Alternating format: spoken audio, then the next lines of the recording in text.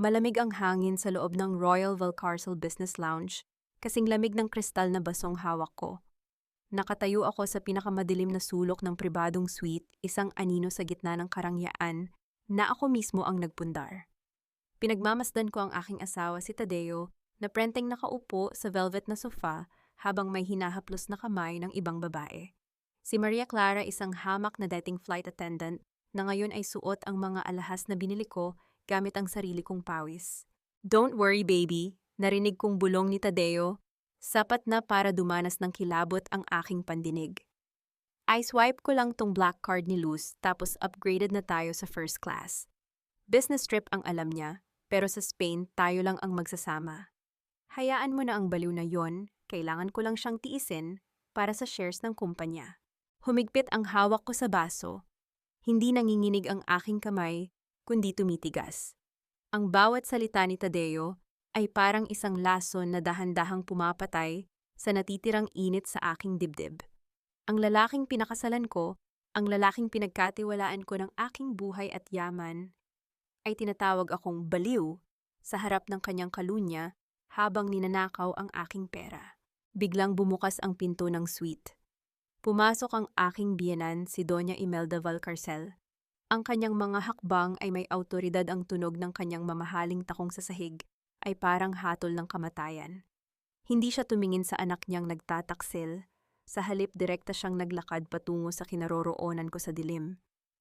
Tila alam niyang kanina pa ako doon.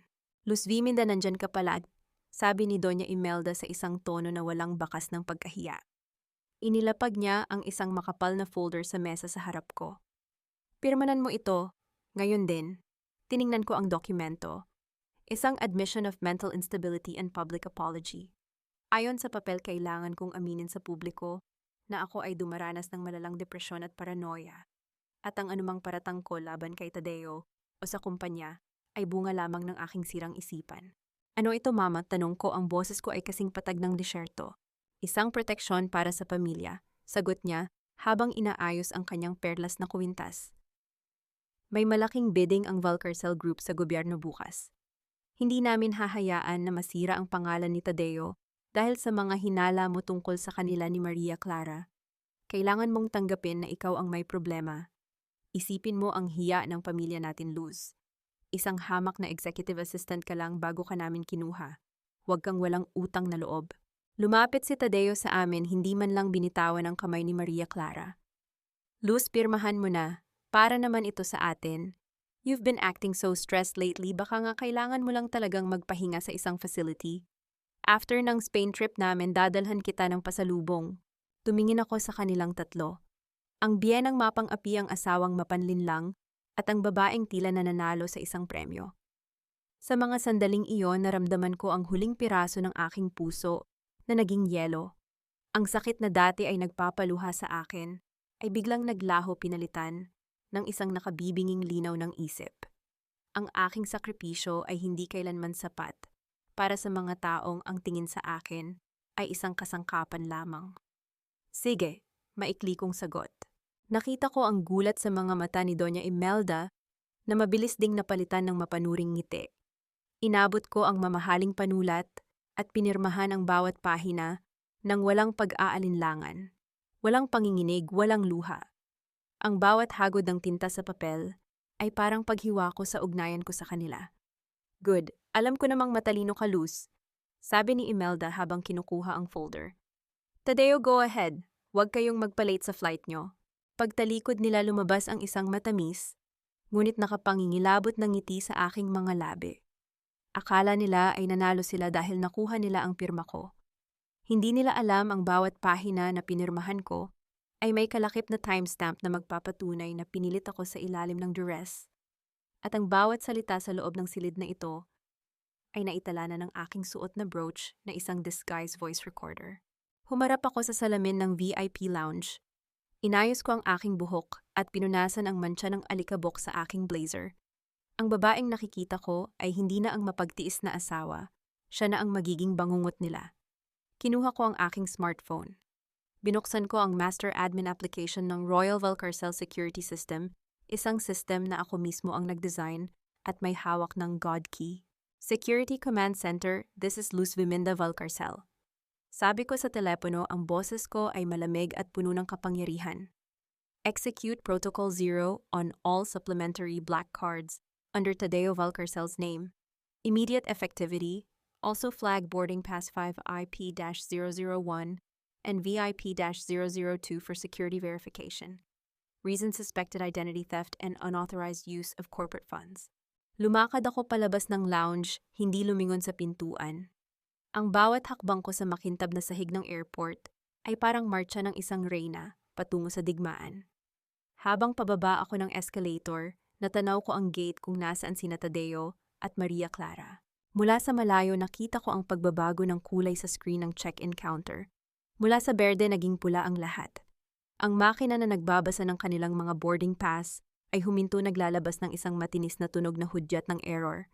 Nakita ko ang pagkapahiya sa mukha ni Tadeo habang pinaliligiran sila ng mga airport security na dati ay yumuyukod sa kanya. Kinuha ko muli ang aking phone at nag-send ng isang email sa buong board of directors ng Valcarcel Group. Ang subject notice of immediate suspension of CEO Tadeo Valcarcel due to moral turpitude and misappropriation of assets.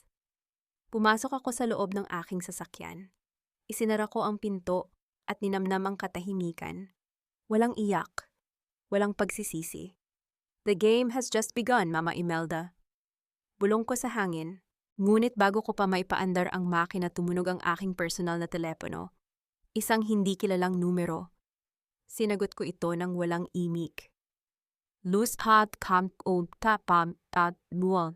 Sabi ng isang pamilyar na boses ng lalaki sa kabilang linya, may halong kaba at babala. Huwag kang uuwi sa mansyon. Alam na ni Doña Imelda ang tungkol sa mga hidden accounts mo.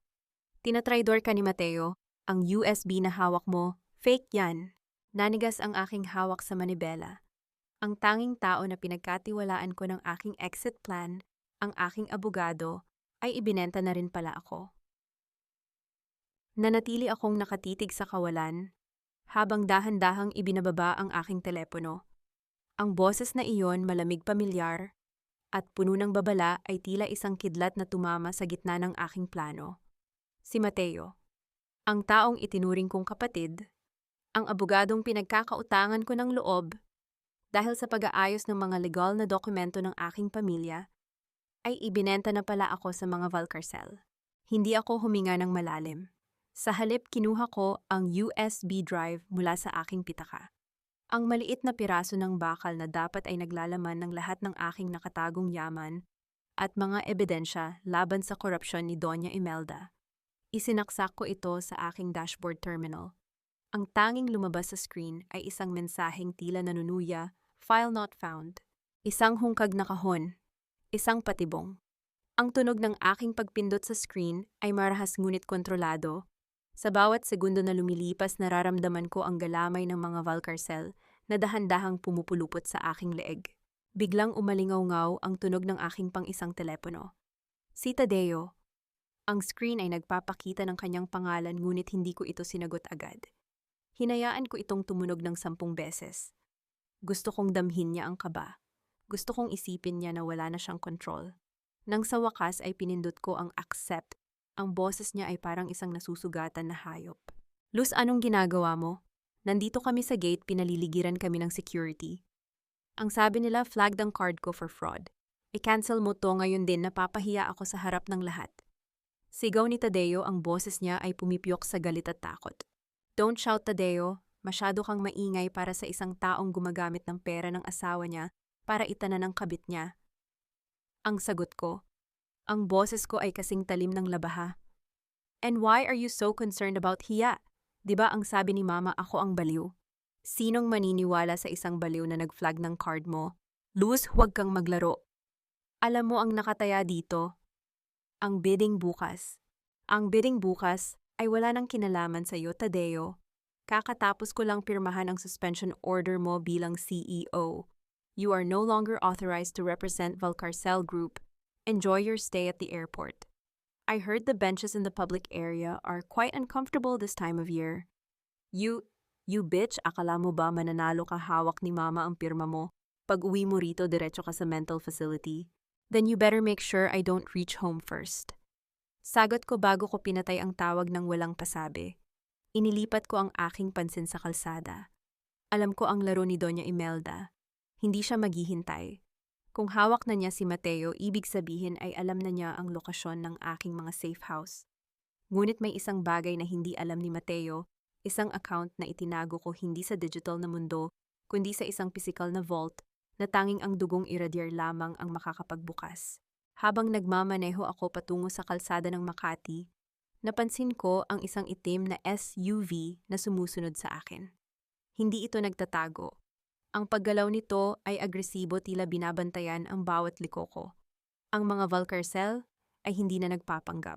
Binuksan ko ang aking laptop sa passenger seat habang ang kabilang kamay ko ay nasa manibela. Kailangan kong kumilos ng mabilis. Sa loob ng 5 minuto, pumasok ako sa internal server ng kumpanya. Kung itataboy nila ako, sisiguraduhin kong wala silang babalikang imperyo. Ngunit bago ko ma-execute ang aking command, ang screen ng aking laptop ay biglang nag-flicker at naging itim. Isang pulang babala ang lumitaw, System Access Revoked, Reason Medical Incapacity. Nanigas ang aking mga daliri. Ginamit na ni Doña Imelda ang papel na pinirmahan ko sa airport. Ginamit niya ang admission ko ng mental instability para i-lock out ako sa sarili kong kumpanya sa ilalim ng emergency health protocols.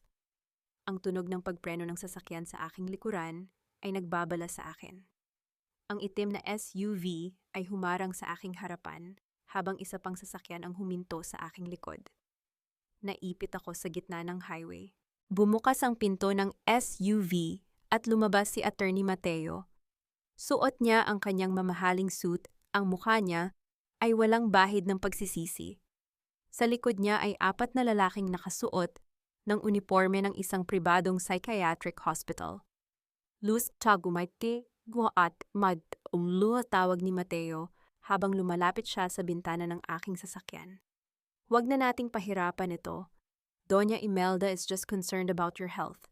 Ang sabi mo sa dokumento, hindi mo na alam ang ginagawa mo. We are here to help you get better. Tiningnan ko siya ng diretso sa mga mata.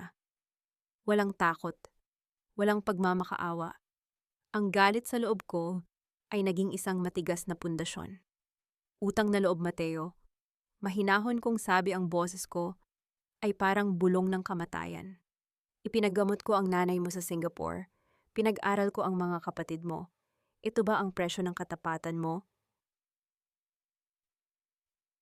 Yumuko si Mateo, tila nasaktan sa aking tinuran, ngunit mabilis din siyang nag-angat ng tingin. The Valcarcels offer something you can't lose. Survival. Ngayon lumabas ka na riyan bago pa kami gumamit ng dahas. Para sa kabutihan mo ito. Isinara ko ang lock ng aking pinto. Ngunit alam kong hindi ito magtatagal. Mula sa aking side mirror, nakita ko ang isa sa mga lalaki na may hawak na hammer handang basagin ang salamin. Sa sandaling iyon, isang mabilis na liwanag mula sa isang paparating na motorsiklo ang sumingit sa gitna ng mga sasakyan. Ang driver ay nakasuot ng full-face helmet at itim na leather jacket. Hindi siya huminto. Sa halip, bumunot siya ng isang maliit na device at itinapon ito sa ilalim ng sasakyan ni Mateo. Isang makapal na usok ang biglang bumalot sa buong highway. Ang tunog ng mga taong umuubo at nalilito ay naging pagkakataon ko. Ang aking telepono ay muling tumunog. Ang misteryosong boses kanina, Luz, open the passenger door. Now, hindi ako nag-isip. Binuksan ko ang pinto at isang kamay ang humila sa akin. Palabas patungo sa motorsiklo, iniwan ang aking sasakyan at ang mga tauhan ni Doña Imelda sa gitna ng kaguluhan. Habang mabilis kaming lumalayo sa gitna ng usok, narinig ko ang huling sigaw ni Mateo sa malayo. Hindi ako lumingon. Ang tanging nasa isip ko ay ang bagong kaalyado na ito. Sino ka? Tanong ko habang humaharurot kami sa dilim. Ang taong sisira sa mga Valcarcel kasama mo, sagot niya habang dahan-dahang itinaas ang visor ng kanyang helmet. Nakita ko ang kanyang mga mata sa side mirror. Isang pamilyar na kislap ng galit at talino. Santino, ang huling taong inaasahan kong makikita sa gabing ito. Pero bago ang lahat, kailangan mong malaman. Dagdag ni Santino, ang boses niya ay naging seryoso.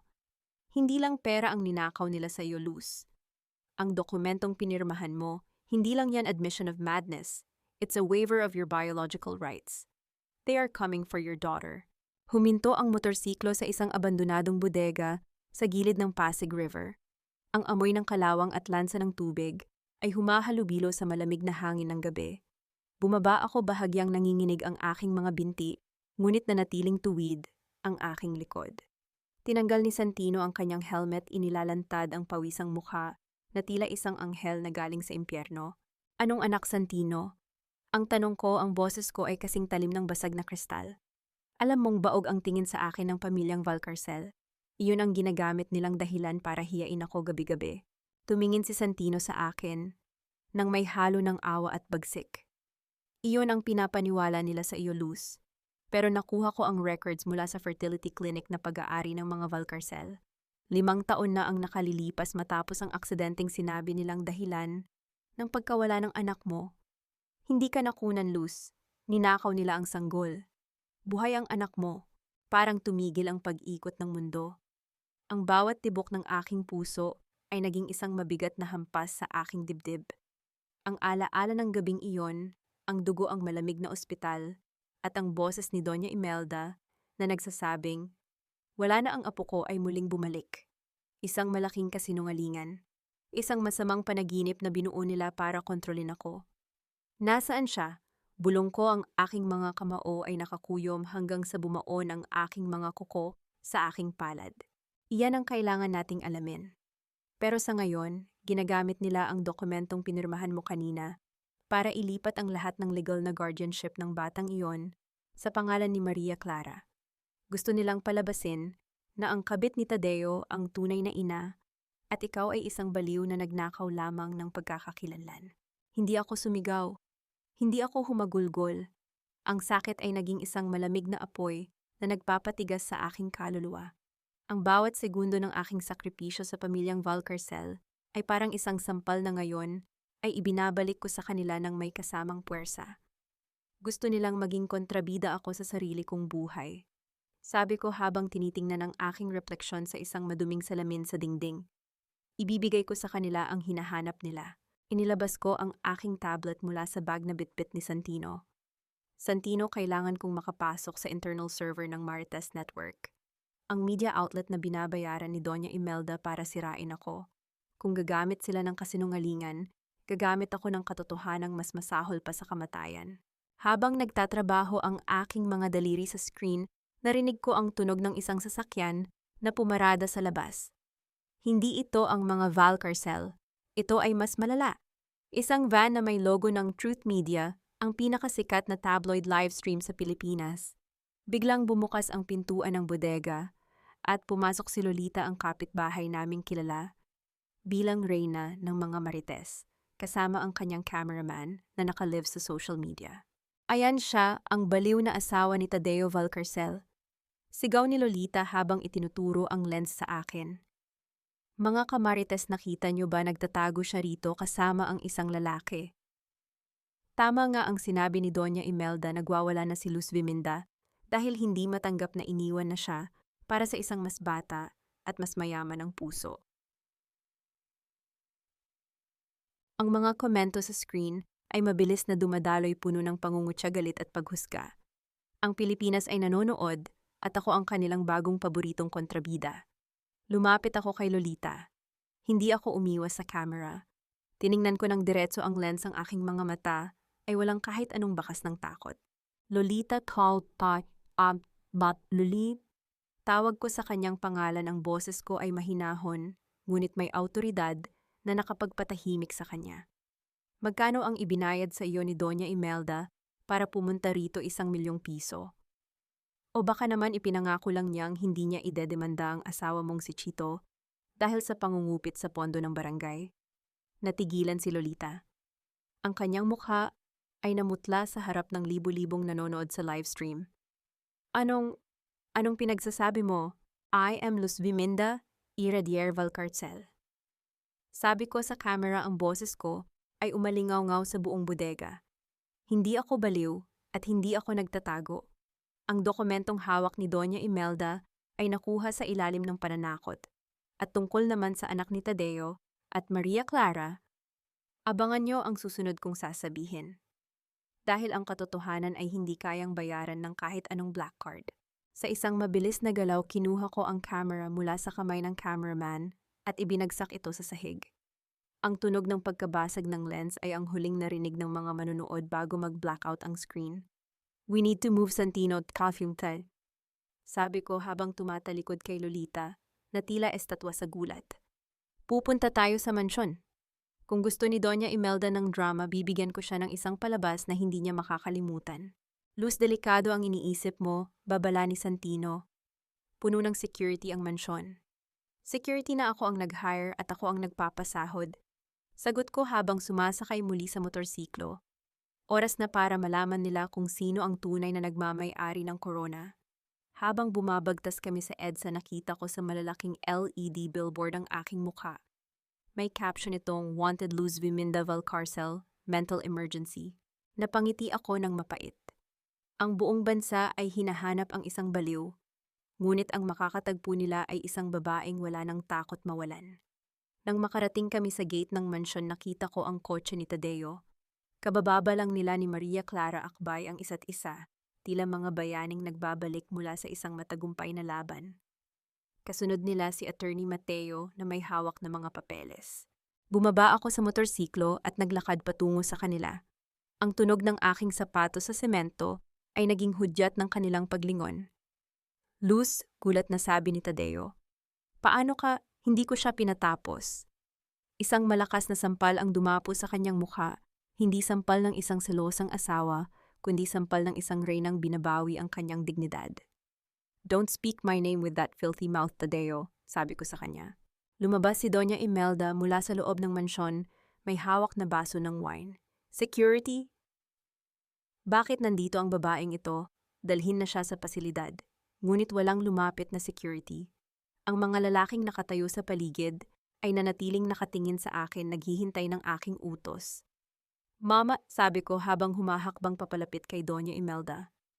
"Nakalimutan niyo na ba ang security agency na ito ay nakapangalan sa Iradier Holdings? At ang Iradier Holdings ay ako." Inilabas ko ang aking phone at may pinindot na button. Ang lahat ng ilaw sa mansyon ay biglang namatay, tanging ang pulang ilaw ng security system ang natira na nagbibigay ng isang nakapangingilabot na liwanag sa aming lahat. "Mateo," tawag ko sa aking abogadong traidor. "I hope you enjoyed the money they gave you. Dahil sa loob ng 10 minuto, ang lahat ng bank accounts mo ay mai-freeze dahil sa suspicious activity na inireport ko sa Anti-Money Laundering Council.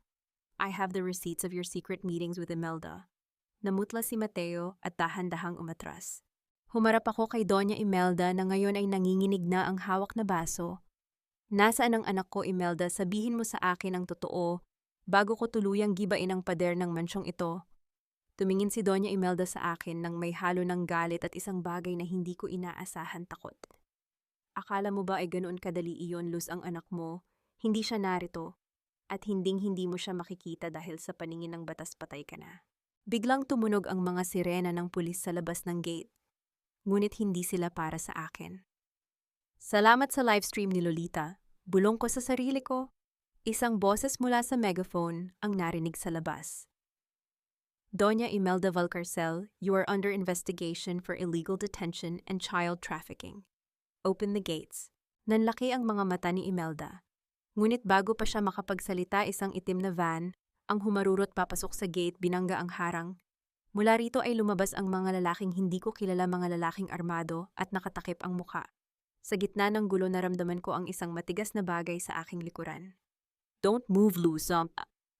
Bulong ng isang boses sa aking likuran. Hindi ito si Santino. Ito ay si Maria Clara. Ang kanyang mukha na dati ay tila inosente, ay ngayon ay puno ng isang madilim na determinasyon. May hawak siyang baril na nakatutok sa aking tagiliran. "Akala mo ba ay ikaw lang ang may plano?" Bulong ni Maria Clara. "Ang bata, nasa akin. At kung gusto mo siyang makitang buhay, kailangan mong pirmahan ang huling dokumentong ito." Ang dulo ng bakal ay malamig na nakadiin sa aking tagiliran. Isang matalim na paalala na sa larangang ito ang pinaka-inosenteng mukha, ang madalas na may pinakamaitim na balak. Tiningnan ko si Maria Clara.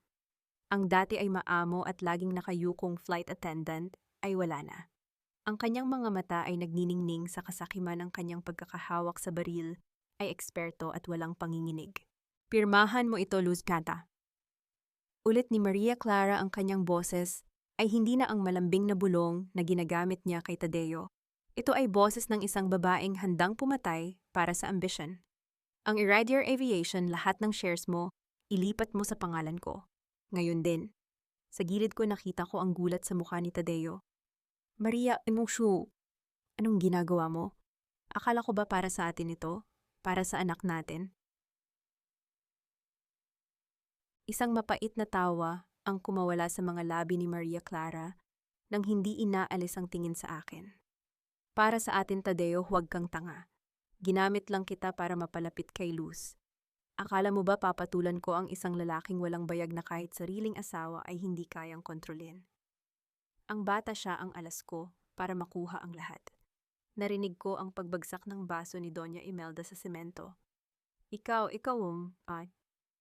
na babae ka. Pinatuloy kita sa pamilyang ito. Tumahimik ka, matanda. Sigaw ni Maria Clara. Ang pamilyang ito ay puro kabulukan. At ngayon ako na ang kukuha ng korona. Sa kabila ng panganib na ramdaman ko ang isang kakaibang katahimikan sa loob ko. Ang bawat salita ni Maria Clara ay tila isang kumpirmasyon ng lahat ng aking hinala. Hindi ako biktima rito. Ako ang arkitekto ng sandaling ito kahit na may baril na nakatutok sa akin. Maria Clara, mahinahon kung sabi ang boses ko ay kasing lamig ng hanging dumadaloy sa paligid ng mansyon. Akala mo ba ay hindi ko alam na ikaw ang nag-utos kay Mateo na ibenta ako? Akala mo ba ay hindi ko alam na ikaw ang tunay na mastermind sa likod ng pagkawala ng records ng anak ko? Natigilan si Maria Clara, ang kanyang mga mata ay bahagyang kumurap. Ano ang sinasabi mo? Ang security system na pinatay ko kanina, hindi ko lang pinatay ang ilaw. Inactivate ko ang Guardian Protocol. Ang lahat ng nangyayari rito, ang baril na hawak mo, ang pagtatapat mo, na ginamit mo lang si Tadeo, ay naka-broadcast live sa isang private server na direktang nakakonekta sa National Bureau of Investigation. Ang tunog ng pagpreno ng mga sasakyan sa labas ng gate ay naging mas malakas. Ang mga sirena ay hindi na lang babala. Sila ay paparating na hatol. Magsisinungaling ka lang, Luz. Sigaw ni Maria Clara, lalong idiniin ang baril sa aking tadyang. Pirmahan mo na ito bago ko tuluyang pasabugin ang dibdib mo. Pindutin mo ang gatilyo, Maria. Hamon ko sa kanya, dahan-dahang humarap ako sa kanya nang hindi inaalintana ang baril. Dahil kapag ginawa mo iyon, masisiguro mong hinding-hindi mo makukuha ang Iridier Aviation. Ang lahat ng shares ko ay nakapangalan sa isang trust fund na tanging ang anak ko lamang ang makakakuha kapag nasa tamang edad na siya. At hulaan mo kung sino ang guardian, hindi ikaw. Hindi si Tadeo, kundi ang gobyerno. Namutla si Maria Clara. Ang kanyang kamay ay nagsimulang manginig. Sa sandaling iyon, ang mga armadong lalaki na pumasok kanina ay dahan-dahang lumapit. Ngunit hindi sila kay Maria Clara nagpunta. Tumayo sila sa likuran ko, ang kanilang mga armas ay nakatutok na ngayon sa lahat ng mga Valcargol at kay Maria Clara. Ma'am Luz, sabi ng leader ng mga lalaki, tinanggal ang kanyang maskara. Ito ang Chief of Security ng Iridier Holdings.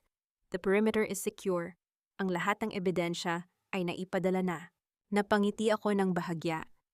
Tumingin ako kay Attorney Mateo na kanina pa sinusubukang magtago sa likod ng isang pillar. Mateo, did you really think I'd trust you with the original USB? Ang ibinigay ko sa iyo ay isang decoy na may GPS tracker. Dahil sa iyo nalaman ko kung saang safe house nyo itinago ang anak ko. Lumapit sa akin si Santino, hawak ang kanyang phone. Luz, nahanap na sila ng team ko. Ang bata, ligtas na siya. Papunta na siya sa isang secure location. Naramdaman ko ang isang matinding luwag sa aking dibdib. Ang bata, ang aking anak. Buhay siya at ligtas. Ang lahat ng paghihirap, ang lahat ng pagpapanggap na baliw, ay nagbunga rin. Humarap ako kay Doña Imelda, na ngayon ay tila isang lantang gulay na nakaupo sa sahig. Tapos na ang paghahari mo, Imelda. Ang hiya na kinatatakutan mo. Bukas ang buong bansa ay pagpipistahan ang mukha nyo sa bawat news outlet. Ang pamilyang Valcarcel ay magiging simbolo ng krimen at kahihiyan. Luz, please. Pagmamakaawa ni Tadeo lumalapit sa akin habang umiiyak. Asawa mo ako, maaari nating ayusin ito. Gagawin ko ang lahat, iwan ko lang si Maria Clara. Tiningnan ko siya ng may matinding pandidiri. You're not a husband, Tadeo. You're just a mistake, I finally corrected. Biglang sumugod si Maria Clara hindi sa akin kundi kay Mateo. Ikaw sabi mo walang backup plan ang babaeng ito. Bago pa man makasagot si Mateo, binalot ng mga ilaw ng sasakyan ng pulis ang buong mansyon. Ang mga operatiba ay pumasok na may dalang mga posas. Ang tunog ng mga bakal na nagsasara sa mga pulso ni Tadeo, Imelda at Mateo ay parang isang simponya sa aking pandinig. Ngunit si Maria Clara ay mabilis na tumakbo patungo sa likod ng mansyon patungo sa madilim na bahagi ng hardin. Hayaan niyo siya, sabi ko kay Santino nang susubukan niyang humabol. Wala na siyang mapupuntahan. Ang lahat ng kalsada palabas ng area na ito ay blockaded na. Tumingin ako sa langit. Ang ulan ay dahan-dahang nagsimulang pumatak tila hinuhugasan ng dumi ng mansyong ito. Luz, tawag ni Santino, ang boses niya ay may ibang tono. Kailangan mong makita ito. Ipinakita niya ang isang live feed mula sa isa sa mga security cameras. Nakita ko si Maria Clara na nakikipag-usap sa isang lalaki sa likod ng gate. Isang lalaking nakasuot ng uniforme ng pulis, ngunit may pamilyar na tatak sa kanyang leeg. Ang tatak ng pamilya Irader. Nanigas ang aking katawan. Ang tatak na iyon ay para lamang sa mga personal na tauhan ng aking ama, ang lalaking namatay sa isang aksidente na hanggang ngayon ay hindi pa rin nabibigyan ng linaw. Ang tatay mo, bulong ni Santino. Hindi lang siya ang namatay sa aksidenteng iyon, Luz. Ang dokumentong ipinipirma ni Maria Clara sa iyo, hindi lang iyon transfer of shares. It was a confession of involvement in your father's death. Naramdaman ko ang muling paglamig ng aking dugo. Ang laban na ito ay mas malalim pa kaysa sa pagtataksil ng asawa. Ito ay tungkol sa dugo ng aking ama. Ang aking phone ay biglang nag-vibrate. Isang text message mula sa isang unregistered number. The child you saved is not yours, Luz. Check the DNA again. The real game is just beginning. Ang bawat patak ng ulan sa aking mukha ay tila maliliit na karayom na tumutusok sa aking balat. Nakatayo ako sa gitna ng hardin ng mansyong Valcargel, hawak ang teleponong naglalaman ng mensaheng nagpabagsak sa aking panandaliang tagumpay. The child you saved is not yours. 6 na salita. Isang malupit na biro. Tumingin ako sa itim na van na papaalis lulan. Ang batang akala ko ay ang aking nawawalang dugo at laman. Naramdaman ko ang paglamig ng aking mga kamay, hindi dahil sa ulan, kundi dahil sa katotohanang ang labirintong pinasok ko ay may mas malalalim pang hukay. Luz, kailangan na nating umalis. Ang boses ni Santino ay bumasag sa aking pagkakatulala. Humakbang siya papalapit sa akin, bitbit ang isang itim na payong na tila hindi kayang harangan ang bigat ng katotohanan. Ang mga pulis ay magsisimula ng mag-imbentaryo ng lahat dito. Hindi ka pwedeng manatili sa isang crime scene.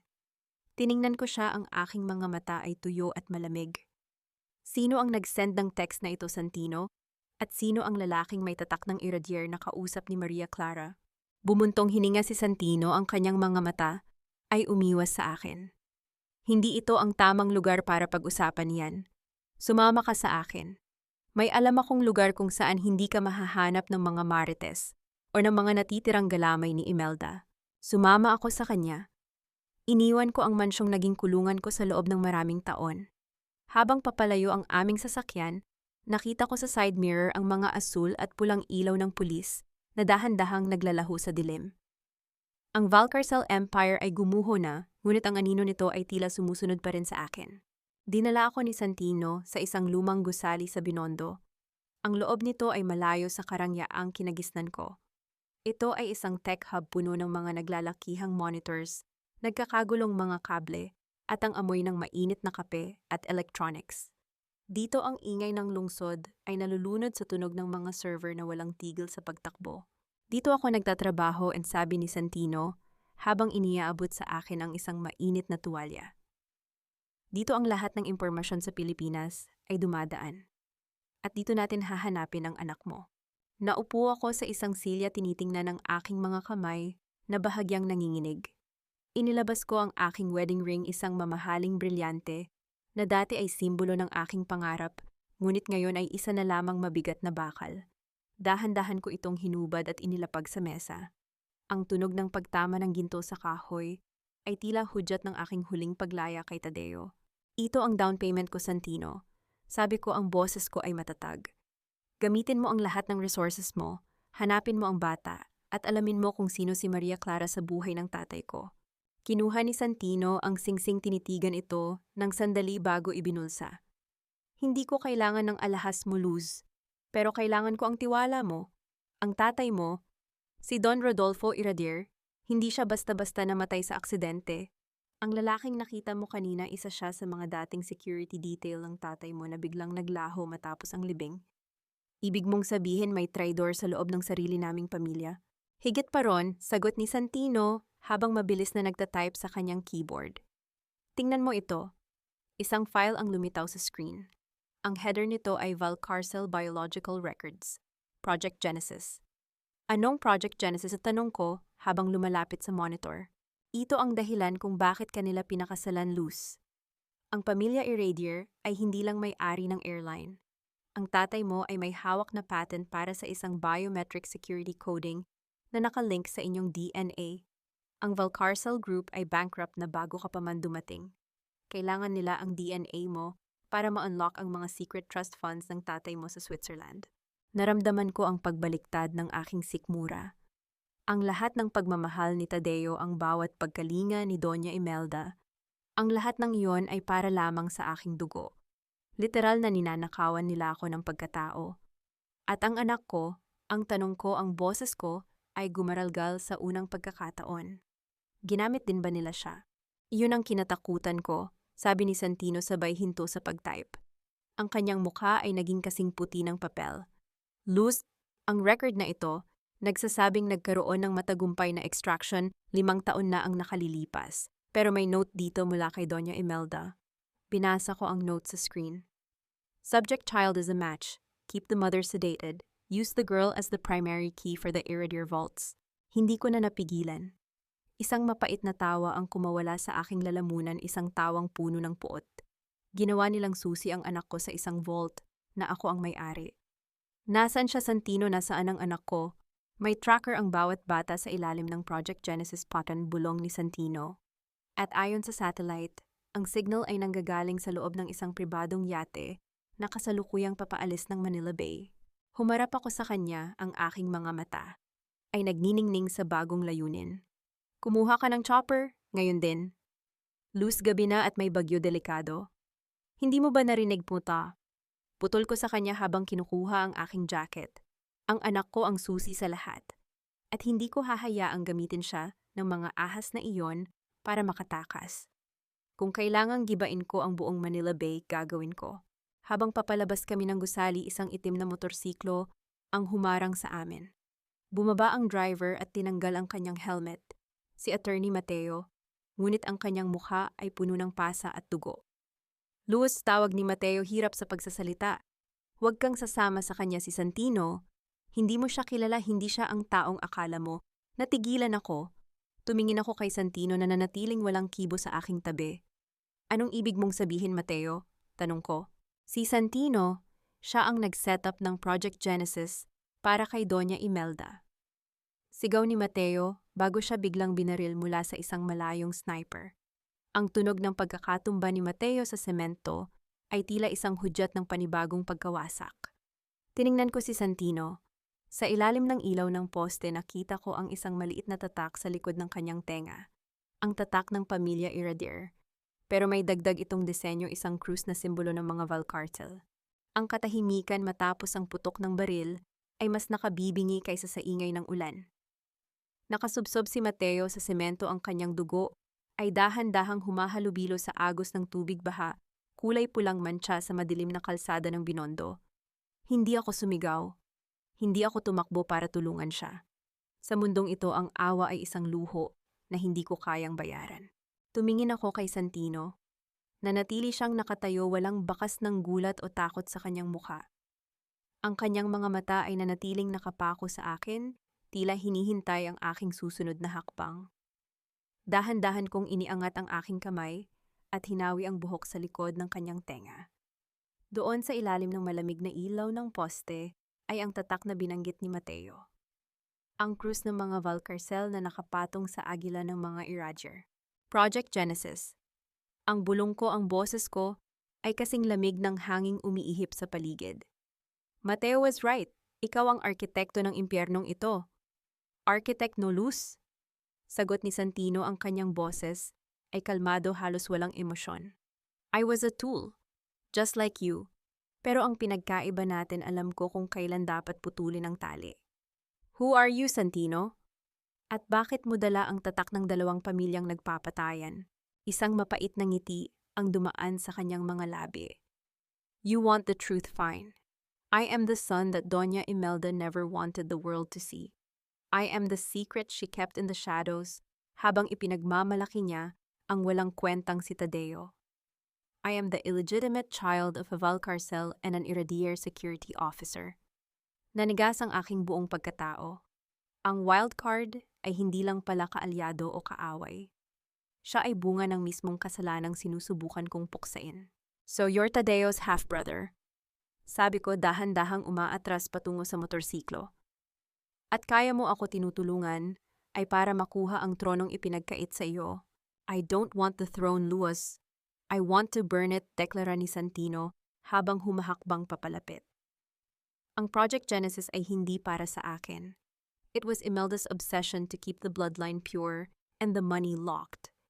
Ginamit niya ang talino ko sa coding para gumawa ng system na tanging DNA lang ninyo ang makaka-access. I created the cage, but you are the one who has to break the bars. Tinitigan ko siya ng diretso sa mga mata. Sa puntong ito, hindi ko na alam kung sino ang nagsasabi ng totoo, pero may isang bagay akong natutunan sa loob ng mansyon ng mga Valcarcel sa digmaan. Hindi mo kailangan ng kaibigan. Kailangan mo ng kasangkapan na mas matalas kaysa sa iyong kaaway. I don't care if you're a saint or a devil, Santino. Sabi ko, ang boses ko ay puno ng autoridad. As long as you can lead me to my daughter, I will use you.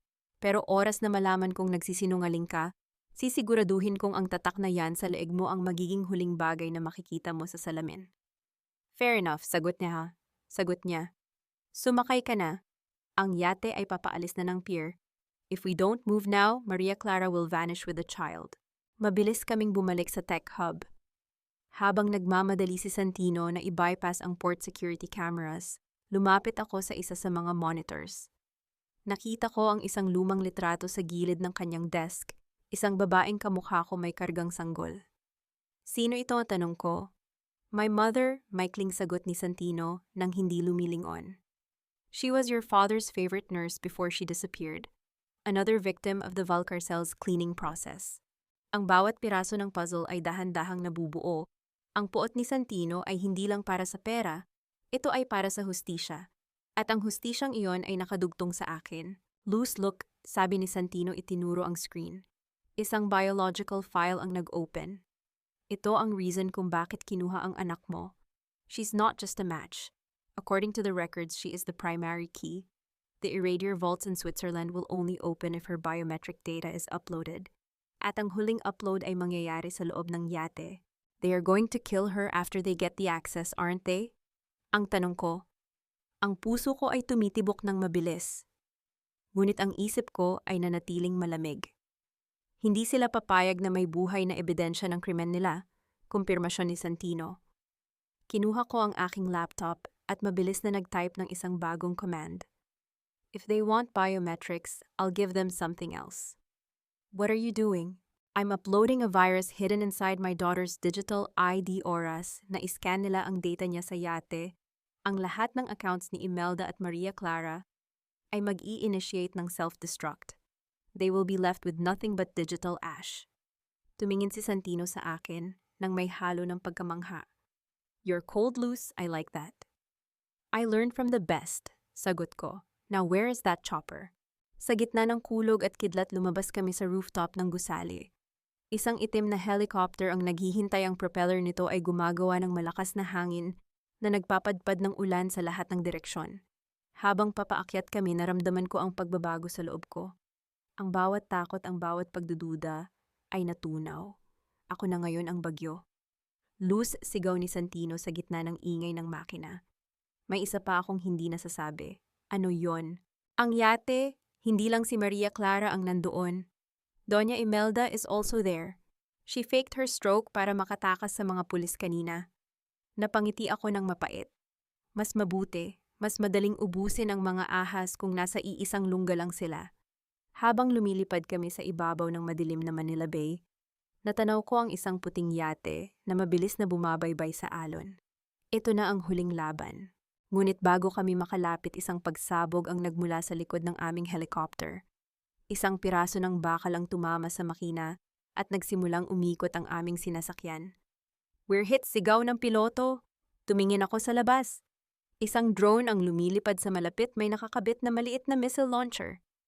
At sa screen ng drone, nakita ko ang isang mukha na hindi ko inaasahan. Attorney Mateo. Buhay siya. Ang pagbaril sa kanya kanina ay isang palabas lamang para makuha ang tiwala ko kay Santino. Ang huling narinig ko ay ang tunog ng nagbabagang bakal bago kami tuluyang bumagsak sa malamig na tubig ng dagat. Ang tubig ng Manila Bay ay kasing pait ng aking kapalaran. Ramdam ko ang bigat ng aking basang damit na humihila sa akin pababa sa kadiliman, tila mga kamay ng mga Valcarcel na ayaw akong pakawalan. Ngunit sa bawat pagpasok ng alat sa aking ilong at lalamunan ng aking isip ay lalong naging malinaw. Hindi ako pwedeng mamatay dito, hindi sa ganitong paraan. Naramdaman ko ang isang malakas na kamay na humablot sa aking kwelyo at hinila ako paitaas. Pag-ahon ko ang ulan ay malakas pa ring humahampas sa aming mga mukha. Si Santino, hingal na hingal siya, ang kanyang isang kamay ay nakakapit sa isang lumulutang na bahagi ng chopper. "Luz, kumapit ka," sigaw niya sa gitna ng ugong ng hangin. Tumingin ako sa paligid. Ang aming helicopter ay dahan-dahang nilalamon ng dagat.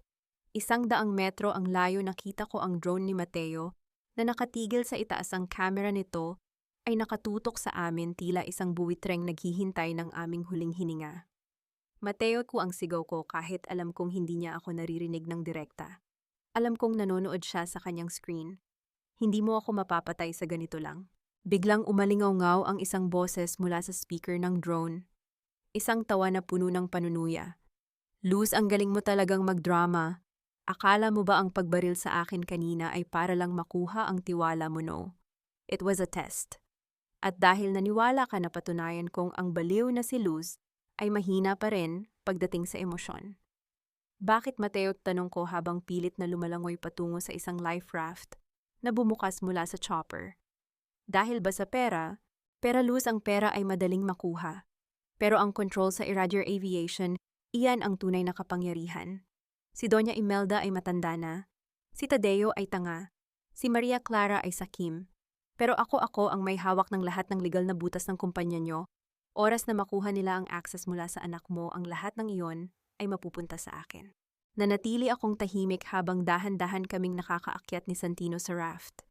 Ang lamig ay nanunuot sa aking buto, ngunit ang aking utak ay mabilis na nag-iisip. Mateo is playing a multi-layered game. He is betraying the Valcarcels habang ginagamit sila para sa akin. "Santino," bulong ko habang nakatalikod kami sa drone. "Ang virus na ini-upload ko kanina, kailangan nating i-activate ang manual override. Hindi sapat ang scan ng bata. Luz, basang-basa ang mga gamit natin." Sagot ni Santino, ang boses niya ay nanginginig sa ginaw. "But I have a backup satellite phone in my waterproof pouch. Pero kailangan nating makalapit sa yate." Tumingin ako kay Santino. "Mateo said you're the architect. If you created this cage, you should know the back door." Tinitigan ako ni Santino. Sa gitna ng dilim, nakita ko ang pag-aalinlangan sa kanyang mga mata. "May isang paraan, pero it will cost you everything, Luz. Ang lahat ng shares mo kailangang i-burn natin sa system. To kill the access, we have to kill the source." "Gawin mo." Walang pag-aalinlangan kong sagot. "I don't need the money, I need the heads of those snakes." Napangiti si Santino ng mapait. "You really are a different kind of woman. Most people would beg for their millions, pero ikaw mas gusto mo ang ganti." Inilabas niya ang satellite phone at nagsimulang mag-type. Ang bawat galaw ng kanyang mga daliri ay tila isang huling hatol. "Mateo," na sigaw ni Santino paitaas sa drone. "You want the Iradier access? Sige, ibibigay namin. pero sa isang kondisyon. Kondisyon, nasa gitna kayo ng dagat, Santino. Wala kayong karapatang humingi ka. Sagot ni Mateo. Meron, Paswan, singit ko, inagaw ang atensyon ng drone. Dahil ang biometric key ng anak ko ay kailangan ng isang mother's confirmation code na ako lang ang may alam. In-encrypt ito ng tatay ko bago siya mamatay. Without my voice command, the child's data is useless. It will just trigger a permanent lockdown of the Swiss vaults. Isang mahabang katahimikan ang namayani mula sa drone. Alam kong nag-iisip si Mateo. He knows how paranoid my father was. Anong gusto mo, Luz? Niyang tanong ni Mateo. Ang tono niya ay naging seryoso. Dalhin niyo kami sa yate. Harap-harapan. I want to see Doña Imelda's face when I hand over the code. And I want the child safely handed to Santino first. Deal, sagot ni Mateo. Pero huwag kang susubok ng kahit anong laro. Isang maling galaw at ang bata ang unang makakatikim ng bala. Pagkalipas ng ilang minuto, isang mabilis na speedboat ang lumitaw mula sa aming likuran. Kinuha kami ng mga armadong lalaki, mga tauhan ni Mateo. Habang nakaupo ako sa loob ng boat, dahan-dahan kong inayos ang aking basang buhok at itinali ito ng mahigpit. Ang bawat hibla ng aking buhok na nahuhulog ay tila mga huling bahagi ng aking pagkatao na may pakialam pa sa moralidad. Luz, sa bulong ni Santino sa aking tabi, habang nakatali ang aming mga kamay. The moment we step on that yacht, the virus will start a 60-second countdown. We only have 1 minute to get the child and jump. I know, sagot ko. 60 seconds is more than enough to destroy a dynasty. Natanaw ko ang puting yate sa gitna ng dagat. Ang Valcarcel Pride, ang ilaw nito ay tila isang maliit na bituin sa gitna ng madilim na karagatan. Pag-akyat namin sa deck, sinalubong kami ni Maria Clara, hawak ang isang bata na natutulog. Ang aking puso ay tumalon nang makita ang bata, ngunit nanatiling bato ang aking mukha. Lumabas si Doña Imelda mula sa cabin, naka-wheelchair pa rin, ngunit ang kanyang mga mata ay buhay na buhay at puno ng tagumpay. Kasama niya si Tadeo, na mukhang asong sunod-sunuran sa kanyang likuran. Welcome to your funeral, Luz Viminda, sabi ni Doña Imelda, ang kanyang boses ay tila kinakalawang na bakal. Ibigay mo na ang code, ngayon din. Tumingin ako kay Santino, pagkatapos ay kay Maria Clara na may hawak sa bata. Release the child to Santino first. Then the code is yours. Dahan-dahang lumapit si Maria Clara at ibinigay ang bata kay Santino. Naramdaman ko ang pagigting ng bawat kalamnan sa aking katawan. Ang code, utos ni Imelda. The code is, huminto ako at tumingin ng diretso sa mga mata ni Imelda. Isang ngiting malamig ang gumuhit sa aking mga labi. Valcarcel 0 account deleted. Biglang tumunog ang lahat ng alarm sa loob ng yate. Ang mga monitor sa deck ay nag-flash ng kulay pula. Ang boses ng computer ay nagsimulang mag-broadcast. Unauthorized access detected. Total asset liquidation initiated. 60 seconds to system collapse. Anong ginawa mo? Sigaw ni Tadeo habang ang kanyang phone ay nagsimulang mag-vibrate ng marahas, nagpapakita ng sunod-sunod na notifications ng pagbagsak ng kanyang mga bank accounts. I didn't give you the key, Imelda, sabi ko habang dahan-dahang umaatras patungo sa gilid ng yate kasama si Santino. I gave you the detonator. Nanlaki ang mga mata ni Mateo, nakapapasok lang sa deck. Luz, you're burning everything. Your money, the company, lahat. The Aradir legacy is not in the money, Mateo, sagot ko. It's in the survival. Biglang may sumabog sa loob ng engine room ng yate. Ang buong sasakyang pandagat ay nayanig. Sa gitna ng gulo, nakita ko si Maria Clara na susugod sa akin, ngunit isang malakas na alon ang humampas sa gilid ng yate, dahilan para mawalan siya ng balanse. Loose jump and sigaw ni Santino habang yakap ang bata. Tumalon kami sa madilim na tubig kasabay ng huling sigaw ng galit at takot ni na Imelda at Tadeo mula sa nagliliyab na yate. Habang lumalangoy kami palayo, narinig ko ang isang malakas na pagsabog. Ang Valcarcel Pride ay naging isang malaking bola ng apoy sa gitna ng Manila Bay. Ngunit habang kami ay paakyat sa isang rescue boat na palihim na inihanda ni Santino, napansin ko ang isang bagay sa braso ng bata. Walang birthmark. Ang anak ko ay may maliit na balat sa kanyang kaliwang braso. Ang batang ito ay wala. Tumingin ako kay Santino na may hawak sa bata. Ang kanyang mukha ay hindi nagpapakita ng gulat. Sa halip, dahan-dahan niyang ibinaba ang bata at tumingin sa akin. Luz, I told you, bulong. Bulong niya, Ang anak mo ay ang key, at ang key ay hindi kailanman iniiwan sa isang lugar na madaling mahanap. Naramdaman ko ang isang matalim na tusok sa aking leeg. Isang sedative. Ang huling nakita ko ay ang malamig na ngiti ni Santino. The real game is just beginning, sister. Mabilis ang bawat hakbang ko sa damuhan ng Batanes, habang ang matinis na tunog ng mga drones ay patuloy na nagpapalumpo sa pandinig ni Tadeo at Maria Clara. Hindi ko ininda ang sakit sa sarili kong tenga. Ang tanging mahalaga ay ang batang nasa bisig ni Maria Clara. Sa isang mabilis na galaw, hinablot ko ang bata mula sa kanya. Naramdaman ko ang init ng katawan ng maliit na sanggol sa aking dibdib. Ang halimuyak ng gatas at ang mahinang paghinga nito ay tila isang kuryenteng gumising sa bawat hibla ng aking pagkatao. Ngunit sa halip na humagulgol, sa tuwa dahan-dahan kong tiningnan ang braso ng bata. Doon sa kaliwang bahagi ay ang maliit at mapulang balat ang birthmark ng aking anak. Nahanap din kita. Ang bulong ko, ang boses ko, ay nanginginig hindi sa takot, kundi sa isang matinding determinasyong hinding-hindi na siya muling mawawalay sa akin. Ibinigay ko ang bata kay Santino, na agad itong ipinasok sa loob ng rest house para sa kaligtasan. Humarap ako sa dalawang taong nakaluhod sa lupa, pilit na tinatakpan ng kanilang mga tenga habang umiiyak sa sakit. Inatasan ko si Mateo na patayin ang sonic emitters ng drones. Biglang bumalik ang nakabibinging katahimikan sa paligid. Tanging ang bugso ng hangin mula sa dagat ang naririnig. Luz, please, patigilin mo na to. Pagmamakaawa ni Tadeo, ang kanyang mukha ay puno ng luha at dumi. Hindi ko gustong saktan ng bata. Pinilit lang ako ni Maria Clara. Sabi niya, ito lang ang paraan para mabawi natin ang pera mula sa Switzerland. Tiningnan ko si Tadeo nang may matinding pandidiri. Hanggang ngayon, Tadeo, ang boses mo ay parang isang sirang plaka ng mga kasinungalingan. Pinilit you chose to point a gun at your own blood. You chose greed over honor. At ang Switzerland accounts na sinasabi mo, they're gone. I burned them all the moment I jumped off the yacht. Nanlaki ang mga mata ni Maria Clara, ang kanyang buhok ay gulo-gulo at ang kanyang mapanlinlang na ganda ay tuluyan ng naglaho. You're lying. Hindi mo kayang ubusin ang yaman ng mga Iradier.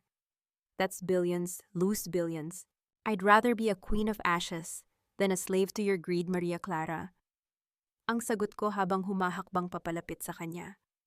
Ang akala nyo ay pera ang kapangyarihan ko, pero nagkakamali kayo. Ang tunay kong kapangyarihan ay ang katotohanang kaya kong mabuhay nang wala ang kahit anong sentimong ninakaw nyo. Biglang tumayo si Maria Clara at susugod sana sa akin, ngunit bago pa siya makalapit ay isang malakas na sampal ang dumapo sa kanyang mukha. Hindi ito sampal ng galit, ito ay sampal ng katotohanan. Napaupo siya muli sa damuhan, hawak ang kanyang namumulang pisngi. That's for my daughter, sabi ko ng may malamig na boses. Hinarap ko si Mateo. At ikaw, Mateo, sabihin mo sa akin bakit ko pahahayaang manatiling buhay ang isang taong 2 beses na akong tinraidor. Yumuko si Mateo, ang kanyang mukha ay walang emosyon.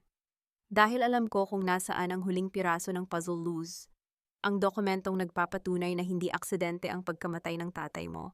Ang pirma ni Doña Imelda ay nandoon, kasama ang ebidensya na si Tadeo ang nag-cut ng brake lines ng sasakyan. Naramdaman ko ang muling paglamig ng aking dugo. Tiningnan ko si Tadeo na ngayon ay nanginginig na parang kawayan. Ang lalaking minahal ko ay ang pumatay sa aking ama. Totoo ba, Tadeo? Tanong ko, ang boses ko ay kasing lamig ng kamatayan. Luz, it was a mistake. I didn't mean to enough.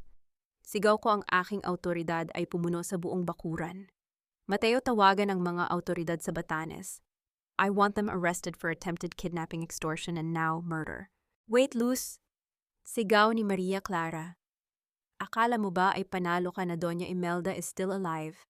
Ang pagsabog sa yate, isang palabas lang din iyon para sa kanya. She's on her way here with a private army. Isang ngiting mapait ang lumabas sa aking mga labi. Let her come, I've been waiting for her all my life. Ngunit bago pa man makasagot si Maria Clara, isang malakas na tunog ng radar mula sa loob ng rest house ang umalingaw. Tumakbo palabas si Santino, ang mukha ay puno ng kaba. Luz, may 3 gunboats na paparating mula sa dagat. At ang signal, it's not from the Valkyr cells. It's an international mercenary group. Tumingin ako sa dagat. Ang mga anino ng mga barko ay dahan-dahang lumilitaw sa ilalim ng liwanag ng buwan. Ang laban na ito ay lumampas na sa pamilya. Ito ay isang digmaan para sa teknolohiya ng Iradier Aviation na ayaw pakawalan ng mga malalaking korporasyon. Mateo Santino, get the child to the bunker. Now, utos ko. Paano ka, Luz? Tanong ni Santino. I will handle the reception, ta. Sabi ko habang kinukuha ang master control ng Iradier Defense System. Walang sino mang makakatapak sa lupang ito nang hindi dumadaan sa akin. Habang pinalalabas ko ang mga nakatagong armas sa paligid ng rest house, isang helicopter ang biglang lumitaw sa itaas namin. Hindi ito ang mercenary group. Ito ay may tatak ng Philippine Coast Guard, ngunit ang boses na narinig ko sa radio ay hindi isang opisyal. Luz Viminda Iradier, sabi ng boses sa radio. This is your Auntie Victoria. I'm here to collect what is rightfully mine. Nanigas ako, Victoria Iradier. Ang kapatid ng aking ama na ipinatapon sa ibang bansa dahil sa pagtataksil sa kumpanya 10 taon na ang nakalilipas.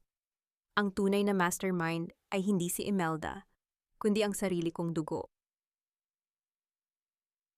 Ang hangin galing sa dagat ay humahampas sa aking mukha, dala ang amoy ng paparating na ulan at ang nakabibinging ugong ng helicopter na dahan-dahang lumalapag sa helipad ng rest house.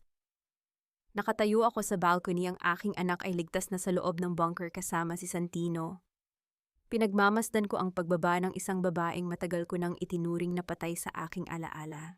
Si Victoria Iradier, ang aking tiya Victoria. Nakasuot siya ng isang mamahaling puting coat, ang bawat perlas sa kanyang leeg ay tila mga butil ng pawis ng mga taong kanyang inapakan. Sa kanyang likuran ay ang mga armadong lindantwe, ang kanilang mga baril ay nakatutok sa bawat sulok ng aking tahanan. Luz Viminda, tawag niya, ang boses niya ay kasing tamis ng lason. Ang ganda mo pa rin kahit na mukha kang galing sa isang digmaan. Sayang at nagmana ka sa tatay mo, masyado kayong matitigas ang ulo. Hindi ako kumurap, hindi ako natakot. Victoria, akala ko ba ay sapat na ang perang ninakaw mo 10 taon na ang nakalilipas para manatili ka sa anino? Bakit kailangang bumalik at gamitin ang mga basurang tulad ni Imelda at Tadeo? Tumawa siya, isang tunog na mas nakapangingilabot kaysa sa kulog. Basura, no, Luz. They were just distractions. Ginamit ko si Imelda para pahirapan ka at si Tadeo para sirain ang moral mo. Habang abala ka sa pag-iyak dahil sa asawa mong nangaliwa, dahan-dahan kong nililinis ang Iradier Aviation mula sa loob. Pero ang kailangan ko talaga ay ang Project Genesis, ang biometric code na nasa dugo mo. Dahan-dahan akong bumaba ng hagdan patungo sa bakuran. Kung nasaan sina Tadeo at Maria Clara, na ngayon ay tila mga basang sisiw sa gilid ni Victoria. Pirmahan mo na ang transfer of ownership, Luz, sabi ni Victoria habang iniaabot ang isang tablet sa akin. At nangangako ako, hahayaan ko kayong mabuhay ng anak mo sa isang liblib na isla. Pero kung hindi, alam mo kung ano ang kayang gawin ng mga taong ito sa likod ko. Tiningnan ko ang tablet, pagkatapos ay tumingin ako kay Victoria. Alam mo, Victoria, ang pagkakamali niyo ni na Imelda at Tadeo ay ang pag-akalang ang pagkatao ko ay nakadepende sa perang mayroon ako, na ang takot ko ay nakadepende sa baril na nakatutok sa akin. Anong ibig mong sabihin? Tanong niya, ang kanyang mga mata ay nagsimulang dumiin sa pagtataka. Mateo, tawag ko sa aking abogado. Lumabas si Mateo mula sa loob ng rest house, hawak ang isang remote control na hindi para sa mga drones. Handa na, Ma'am Luz. Ang Iradier Aviation ay wala na, Victoria, ang sabi ko nang may malamig ng ngiti. Kakatapos ko lang pirmahan ang insolvency papers sa pamamagitan ng aking cloud access bago ka lumapag. Ang kumpanya ay nasa ilalim na ng involuntary liquidation. Ang lahat ng shares na gusto mong makuha, wala na silang halaga. Zero, void. You're crazy, sigaw ni Victoria, ang kanyang mukha ay namula sa galit. Sinira mo ang lahat ng pinaghirapan ng tatay mo. Mas gusto ko pang makitang abo ang lahat kaysa mapunta sa mga kamay ng taong pumatay sa kanya. Sagot ko. At tungkol naman sa Project Genesis, Hindi ito biometric code para sa pera, Victoria. Ang tatay ko ay isang visionaryo. Ang code na iyon ay isang kill switch para sa lahat ng aircraft systems na ginagamit ng mga mercenary groups mo. In 5 seconds, the ships and helicopters you brought here will cease to function. Tira barilin niyo siya. Sigaw ni Victoria sa kanyang mga lindantwe. Ngunit bago pa man sila makagalaw, ang tunog ng mga makina ng helicopter at ang mga ilaw ng gunboat sa dagat ay biglang namatay. Ang katahimikan ay bumalot sa buong paligid, tanging ang huni ng mga kuliglig at ang malakas na paghinga ni Victoria ang narinig. The board is clear, Victoria. Sabi ko habang humahakbang papalapit sa kanya. You are on my land, under my rules. At ang tanging paraan para makaalis ka rito ng buhay ay kung ibibigay mo sa akin ang lahat ng ebidensya ng pagkakasangkot mo sa kamatayan ni Papa. Biglang sumabog ang pinto ng rest house. Si Tadeo sa isang huling desperadong hakbang ay kinuha ang isang baril mula sa nalaglag na sandata ng isang mercenary at itinutok ito sa akin. Luz, kung wala akong makukuhang pera, walang makakakuha sa iyo. Sigaw niya, ang kanyang mga mata ay nanlilisik sa kabaliwan. Ngunit bago pa niya mapindot ang gatilyo, isang putok ang umalingaw-ngaw. Hindi galing sa kanya. Si Maria Clara. Hawak ang isang maliit na baril na itinago niya sa kanyang laylayan, binaril niya si Tadeo sa balikat. I won't let you kill the only person who can get us out of here alive. Tadeo, sabi ni Maria Clara, ang kanyang boses ay puno ng poot. Luz, take the deal. Ibigay mo ang evidence laban kay Victoria at palayain mo kami. Tumingin ako sa kanilang lahat, ang mga ahas na ngayon ay nagtutukaan na dahil wala na ang kanilang pagkain. Ang tagumpay na nararamdaman ko ay hindi dahil sa pera, kundi dahil sa katotohanang nakikita ko silang lahat na lumuluhod sa harap ng aking mga paa. Ang desisyon ay wala sa akin, sabi ko habang itinuturo ang kalsada sa labas ng gate. Doon ang mga ilaw ng mga sasakyan ng National Bureau of Investigation ay nagsimulang lumitaw, dahan-dahang umaakyat sa kabundukan ng Batanes. Ang hustisya ay hindi na kailangan pang maghintay ng bukas. Ang bulong ko habang pinapanood ang pagdating ng mga awtoridad. Humarap ako kay Victoria na ngayon ay hindi na makapagsalita sa gulat. Enjoy the honor of the Iradier name inside a Celtia. It's the only legacy left for you. Tumingin ako sa langit. Ang ulan ay nagsimula ng bumuhos, nang malakas hinuhugasan ang bawat dumi ng gabing ito. Pumasok ako sa loob ng rest house, kinuha ang aking anak, at niyakap siya ng mahigpit. Tapos na ang laro, baby, bulong ko. Tayo naman ang mananalo. Ang asul at pulang ilaw ng mga sasakyan ng National Bureau of Investigation ay parang mga matatalas na kidlat na humihiwa sa makapal na hamog ng Batanes. Sa bawat pag-ikot ng mga sirena, dahan-dahang naglalaho ang anino ng kapangyarihang kinapitang mabuti ni na Victoria at Tadeo. Nakatayo ako sa gitna ng bakuran, ang ulan ay patuloy na bumubuhos, tila isang ritual ng paglilinis sa lupang dinungisan ng kasakiman ng aking sariling dugo. Luz Viminda, huwag mong gawin ito. Sigaw ni Victoria habang pilit siyang itinatayo ng mga operatiba mula sa pagkakaluhod. Pamilya tayo. Ang pangalang Iradier ay madudungisan sa oras na makita ng media ang mga dokumentong iyan. Isipin mo ang hiya ng ating angkan. Lumapit ako sa kanya, ang bawat hakbang ko ay may bigat ng lahat ng taon ng aking pagtitiis. Ang hiya ay para lamang sa mga taong may dangal na pinoprotektahan, Victoria. At ikaw, wala kang iniwan kundi ang amoy ng nabubulok na ambisyon. Ang pangalang Iradier ay hindi madudungisan dahil sa pagpapakulong ko sa iyo.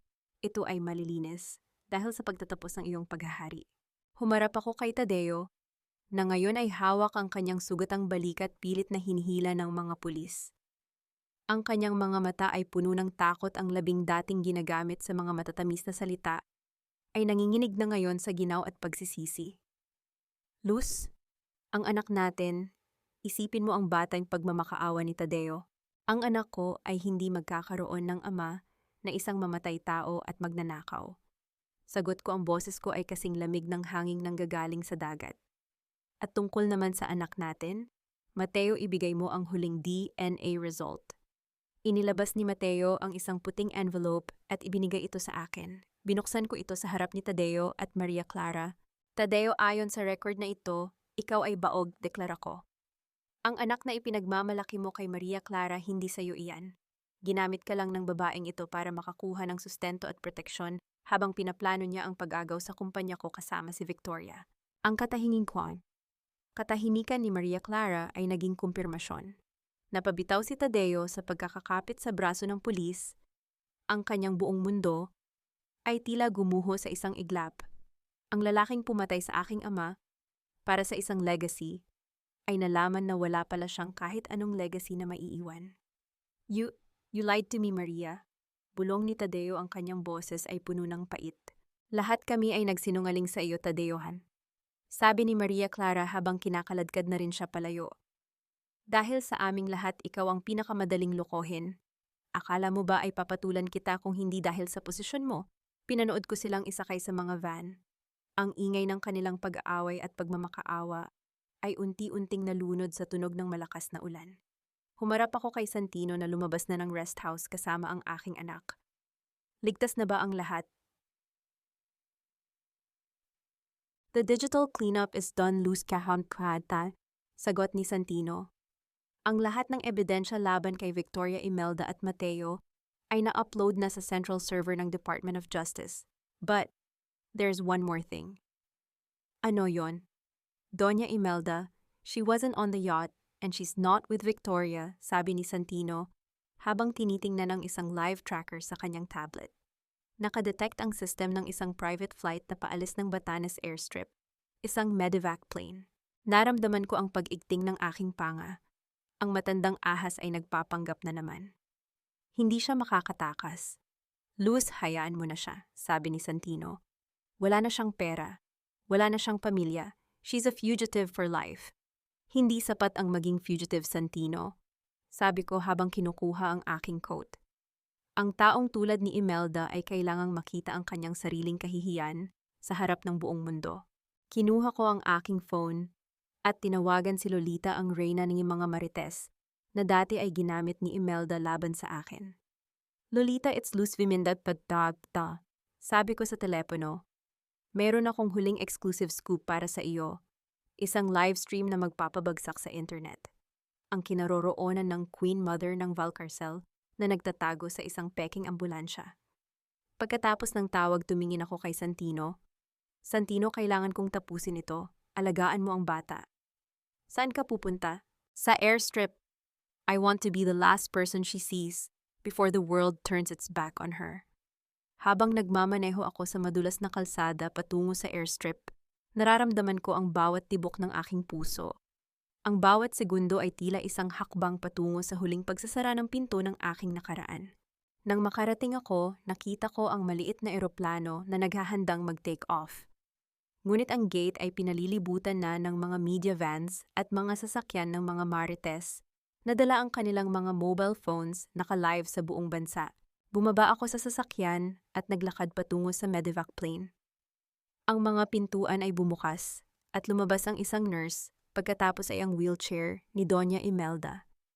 Nang makita niya ang dami ng camera at ang aking mukha sa gitna ng liwanag ng mga flash, ang kanyang mukha na dati ay puno ng pagyayabang ay naging isang maskara ng matinding takot. Doña Imelda Valcarcel, ang sabi ko. Ang boses ko ay umalingaw-ngaw sa gitna ng ingay ng mga reporter. The world is watching, tell them. Was it worth it ang pumatay, magnakaw at manira ng buhay para sa isang dangal na ngayon ay naging isang malaking biro? Hindi makapagsalita si Imelda. Ang kanyang labi ay nanginig. Sa harap ng milyon-milyong nanonood sa livestream, ang reyna ng mga Valcarcel ay umiyak, hindi dahil sa pagsisisi, kundi dahil sa kahihiyang hinding-hindi na niya mabubura. Sa gitna ng gulo, isang kamay ang humawak sa aking balikat.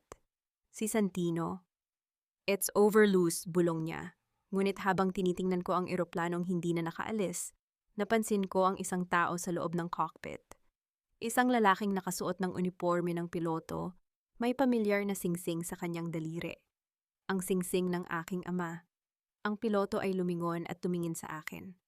Isang ngiti ang gumuhit sa kanyang labi bago niya biglang pinasabog ang loob ng cockpit. Ang huling narinig ko ay ang tunog ng malakas na pagsabog at ang init ng apoy na tumama sa aking mukha. Ang dagundong ng pagsabog ay yumanig sa semento ng airstrip isang marahas na puwersa na nagtapon sa akin pabalik. Naramdaman ko ang init ng apoy na dumampi sa aking balat. Ang amoy ng nasusunog na gasolina ay humalo sa malansang amoy ng ulan. Sa gitna ng usok at talsik ng mga piraso ng bakal, hindi ako pumikit. Pinanood ko ang paglamon ng apoy sa eroplanong dapat ay magdadala kay Doña Imelda sa kalayaan. Luz, Luz!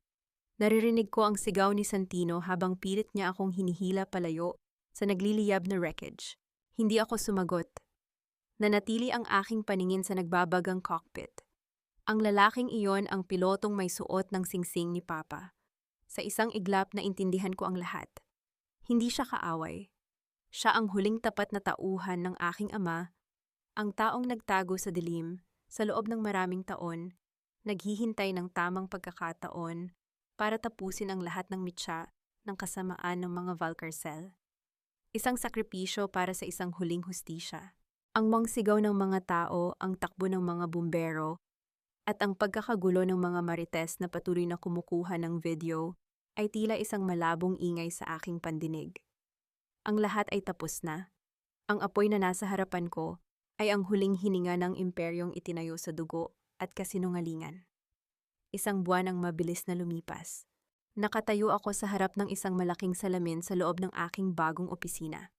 Wala na ang logo ng Valcarcel Group. Ngayon ang bawat sulok ng gusali ay may tatak na ng Iridier Aviation, isang kumpanyang muli kong itinayo mula sa abo gamit ang mga legal na butas na itinago ni Papa para sa akin. Ma'am, handa na po ang lahat para sa huling pagbisita, sabi ng aking secretary. Tumango ako, kinuha ko ang aking bag at lumabas. Hindi ito pagbisita ng pagmamahal, ito ay pagbisita ng pagsasara. Ang piitan ng New Bilibid Prison ay malamig at puno ng amoy ng kalawang. Sa kabila ng makapal na salamin nakita ko si Tadeo.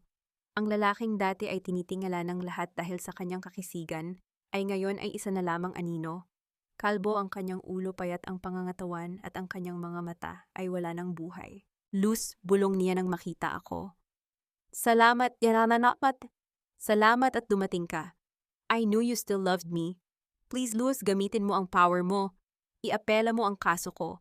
I can't stay here, mamatay ako rito. Tumingin ako sa kanya nang walang kahit anong emosyon. Naparito ako, Tadeo, hindi para tulungan ka. Naparito ako para ipakita sa iyo ang huling litrato ng anak ko, ang anak na muntik mo nang patayin dahil sa pera. Ipinakita ko ang litrato ng aking anak na masayang naglalaro sa isang parke. Nakita ko ang pagtulo ng luha sa mga mata ni Tadeo, ngunit hindi ito nakapagpalambot sa akin. Sana ay maging sapat ang litratong iyan para samahan ka sa loob ng 30 taon mong pagkakalulong, sabi ko habang dahan-dahang tumatayo. And by the way, Tadeo Maria Clara is now in a separate facility. Sabi niya kung alam lang daw niyang baog ka, hindi ka na raw niya pinag-aksayahan ng panahon. You were just a pawn to her, a very cheap pawn. Lose weight please, huling sigaw ni Tadeo, habang kinakaladkad siya ng mga guard pabalik sa kanyang selda. Hindi ako lumingon. Ang bawat sigaw niya ay tila musikang nagpapatunay na ang katarungan ay may sariling paraan ng pagbabalik. Ang huling hintuan ko ay ang isang pribadong ospital. Sa loob ng isang madilim na silid, nakahiga si Doña Imelda. Nakaligtas siya sa pagsabog, ngunit ang kapalaran niya ay mas masahol pa sa kamatayan. Siya ay paralyzed mula leeg pababa, hindi nakakapagsalita at tanging ang kanyang mga mata na lamang ang nakakagalaw. Lumapit ako sa kanyang tabi at hinawakan ang kanyang nanginginig na kamay, hindi dahil sa malasakit, kundi para maramdaman niya ang aking presensya. Mama, ang bulong ko, ang boses ko ay puno ng mapait na tamis. Tingnan mo ako, ang baliw na manugang mo ang nagbabayad ng bawat sentimo ng hospital bills mo. Hindi dahil mahal kita, kundi dahil gusto kong mabuhay ka ng matagal. Gusto kong gising ka araw-araw habang pinapanood mo sa balita ang tagumpay ng Iridier Aviation. Gusto kong makita mo kung paano ko binura ang bawat bakas ng pangalang Valcarcel sa mundong ito. Nakita ko ang takot sa kanyang mga mata, ang pagnanais na sumigaw, ngunit walang boses na lumalabas. You are a queen with no kingdom, Imelda. Sabi ko bago ako tuluyang tumalikod. And I am the survivor you never expected. Paglabas ko ng ospital, sinalubong ako ni Santino. Hawak niya ang aking anak. na ngayon ay tumatakbo patungo sa akin. Niyakap ko ang bata ng mahigpit na ramdaman ang bango ng kanyang buhok, na tila nagtatanggal ng lahat ng dumi ng aking nakaraan. Ano ng plano mo, Luz? Tanong ni Santino habang nakatingin sa Manila skyline. Ang plano na pangiti ako habang tinitingnan ng aking anak. Mamuhay ng tahimik at sisiguraduhin na ang batang ito ay lalaking may alam na ang tunay na kapangyarihan ay hindi nakukuha sa pananamantala kundi sa paninindigan. Tumingin si Santino sa akin may halong paghanga. You really did it. You destroyed a dynasty without losing your soul. Hindi, Santino, ang sagot ko habang dahan-dahang naglalakad patungo sa aming sasakyan. I lost my soul a long time ago. What I found today is my peace. Ngunit habang papaalis ang aming sasakyan, napansin ko ang isang itim na envelope sa loob ng aking bag. Binuksan ko ito at binasa ang isang huling mensahe. Ang laban sa mga Valcarcel ay tapos na, pero ang tunay na nag-utos sa pagpatay sa tatay mo ay hindi pa nahuhuli. See you in Zurich. Nanigas ang aking hawak sa papel. Ang anino ng nakaraan ay tila ayaw pa ring tuluyang maglaho. Ang katarungan ay hindi pa palalubos. Ang hangin sa Zurich ay kasing talim ng mga alaala ng gabing nawala ang aking ama. Nakatayo ako sa harap ng isang gusali na gawa sa salamin at asero ang headquarter ng Global Tech Solutions, ang higanting korporasyong nagnasa sa Project Genesis. Sa loob ng mahabang panahon ng aking mga mata ay nakatuon lamang sa pamilyang Valcarcel, hindi ko napansin na may mas malaking hayop na nagmamanman sa dilim. Handa ka na ba, Luz? Tanong ni Santino sa aking tabi. Nakasuot siya ng isang formal na suit, ang kanyang mga mata ay kasing talim ng sa isang agila. Matagal na akong handa, Santino. Simula pa nung gabing itinuring nila akong baliw. Ang sagot ko habang dahan-dahan kaming naglalakad papasok sa Grand Lobby. Walang mga baril, walang sigawan. Ang huling laban na ito ay magaganap sa loob ng isang tahimik na boardroom gamit ang mga numero at katotohanan. Sa dulo ng mahabang mesa nakaupo si Director Sterling, ang taong itinuturing na kaibigan ng aking ama, ang taong nagbigay ng pondo kina Imelda at Victoria para simulan ang aking paghihirap. Luz Viminda, bati ni Sterling may peking ngiti sa kanyang mga labi. You've traveled a long way for a dead company. Bakit hindi mo nalang tanggapin ang alok ko? I sign over the rights of Project Genesis at mabubuhay ka ng marangya habang buhay. Inilapag ko ang aking tablet sa mesa. Ang tunog nito sa makintab na kahoy ay tila hudyat ng pagtatapos ng kanyang panahon.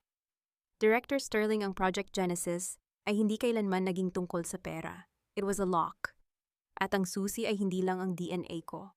Ang susi ay ang ebidensya ng iyong pagmamanipula sa ekonomiya ng Pilipinas gamit ang Iradier Aviation. You have no proof. Ang hamon niya, ang kanyang boses ay naging seryoso. Actually, I do, sabi ko habang pinipindot ang isang command sa screen. Ang virus na ini-upload ko sa yate ni na Imelda, hindi lang yon para sa kanila. It was a Trojan horse na dumaan sa bawat server na nagpadala sa kanila ng pondo. All roads lead back to you, Sterling. Nakita ko ang dahan-dahang pagpawi ng ngiti sa kanyang mukha. Sa malalaking screen sa boardroom lumitaw ang sunod-sunod na mga transactions, lihim na komunikasyon, at ang huling video message ng aking ama bago siya mamatay, isang mensaheng naka-encrypt sa aking sariling dugo. To my daughter Luz, ang boses ni Papa ay umalingaw sa silid. If you are watching this, it means the world has tried to break you. Do not let them. The truth is your only shield. The Swiss Federal Police are outside the building, Sterling. Sabi ko habang tumatayo. The Iradier legacy is not for sale. It is a symbol of a family they couldn't destroy. Habang pinaliligiran si Sterling ng mga awtoridad, dahan-dahan akong lumabas ng boardroom. Wala akong naramdamang kabatanging isang matinding kapayapaan, na tila isang mainit na kumot sa gitna ng malamig na Switzerland. Isang linggo matapos ang kaguluhan sa Zurich, bumalik ako sa Pilipinas. Nakatayo ako sa balkonahe ng aming bagong tahanan sa Tagaytay, malayo sa polusyon ng Manila, at sa mga mapanuring mata ng lipunan.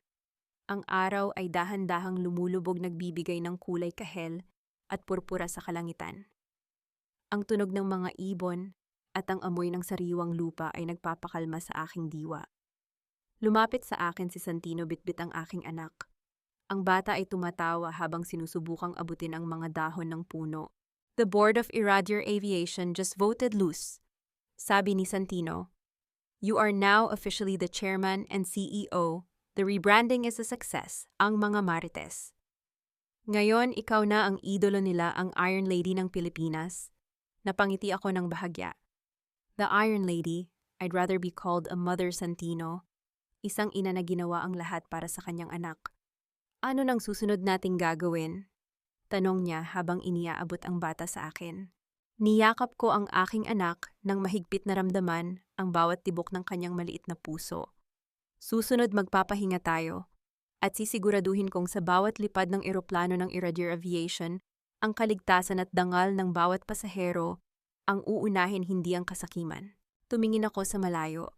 Sa aking isipan, nakikita ko ang mukha ni na Imelda Tadeo at Victoria sa likod ng rehas. Ang kanilang hiya ay magpakailanman nang nakaukit sa kasaysayan. Ngunit sa akin, ang bawat sugat at pasa ng nakaraan ay naging mga pilat na nagpapatibay sa aking pagkatao. Hindi ko na kailangan ng black card para patunayan ang aking halaga. Hindi ko na kailangan ng asawang magtatanggol sa akin. Ang aking tagumpay ay ang aking kalayaan.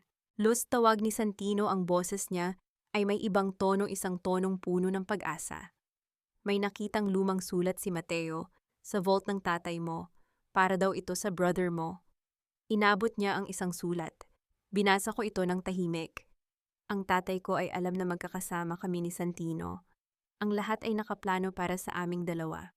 Tumingin ako kay Santino, ang aking kapatid, ang aking tanging tunay na pamilya. Salamat, Santino, sa lahat. Humarap ako sa papalubog na araw. Ang anino ng nakaraan ay tuluyan ng naglaho, pinalitan ng isang makinang na kinabukasan. Ang reyna ay hindi na naghahanap ng korona dahil ang trono niya ay nasa loob na ng kanyang sariling puso. The flight is just beginning, Tutdown, ang huling bulong ko sa hangin.